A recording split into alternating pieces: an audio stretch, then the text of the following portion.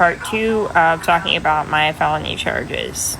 So after I hired my attorney, I was informed that I had to go to Florida to go to a surrender hearing. So that's where I would surrender myself. I would get processed through the jail, and then I would get bailed out. So I flew there.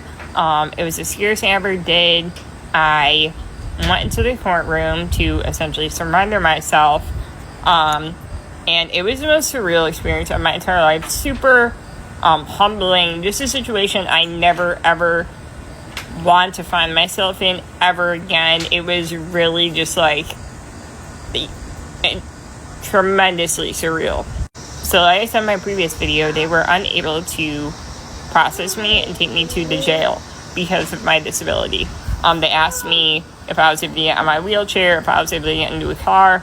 Obviously, I can't do any of those things, which they were aware of. So I was fingerprinted in the courtroom. And essentially, when I went in the courtroom, there was my attorneys and then the prosecutor going back and forth with officers in the courtroom. And I'm just sitting there with my two friends, just shaking in my boots, literally shitting my pants. My attorneys had told me that to go to jail, there was going to be someone there with me the entire time if I needed anything. Obviously, I'm assuming they would be under a ton of liability if anything medically were to happen to me, if I was in custody. So that was the plan. So finally they called my docket, and the judge was in there, and the judge he was an incredible man. Obviously, I sat in a courtroom for probably over a dozen other cases before mine got called. And like I said, it was just incredibly humbling and surreal to be in that type of presence and atmosphere. So anyways, basically, the officers, my attorney, and then prosecutor going all back and forth in the courtroom, discussing kind of what they're going to do with me, since it seems like they're unable to take me to jail. Honestly, I think everyone in that courtroom, when they found out I was the defendant, because I was sitting in the back of the courtroom, because that's where there was a space for my wheelchair.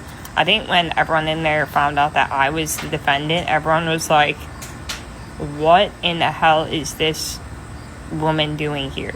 So then finally my docket got called, and I was having a panic attack. I was shaking, and Selena was rubbing my back, and I was having a panic attack. And just to hear your name called by a judge and case number on felony charges, super, super, super intimidating and scary. Essentially, because of all the issues they were having with me going to the jail, the entire time they were talking about my case, it was sidebarred between the judge, my attorney, and the prosecutor. So I couldn't really hear everything that was said at all. I actually couldn't hear anything that they were saying.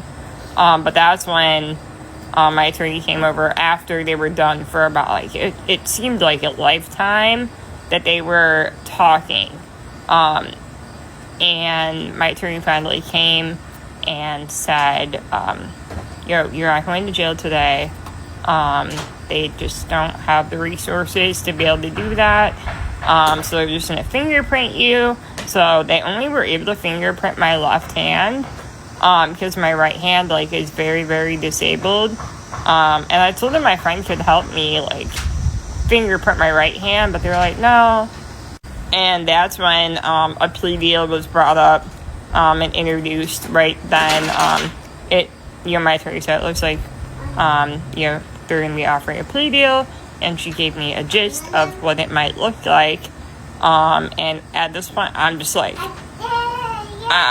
feel like I'm out of my body. It was an out of body experience. I was I don't know what to do. Is this the right thing to do? She told me it looks like they're gonna give me a plea deal of a misdemeanor. And I'm like, oh, okay. I just took the advice of my attorneys. And yeah, the judge ordered that I was to be released on my recognizance. and that my next hearing, I could attend on Zoom, which was the next hearing, which was maybe like a week ago, was for my plea. And so my plea was set into motion and accepted by the judge. And I attended that hearing on Zoom. And so I officially was charged with a misdemeanor. And I'm currently on probation. I definitely made a huge mistake. And I learned a lot from this entire experience. And I just hope that, throughout this, I learned something I can grow to be a better human being. Ta-da! And ta-da! I know that me making these videos, there's going to be people in my comments, like there has been for the past months and months since even this incident came out online, before any of my arrests or charges or anything. So I'm just not really expecting anything too much to come of these videos. Just wanted to kind of put my voice to the narrative, I guess. And yeah, I'm just going to try and do better and learn and grow and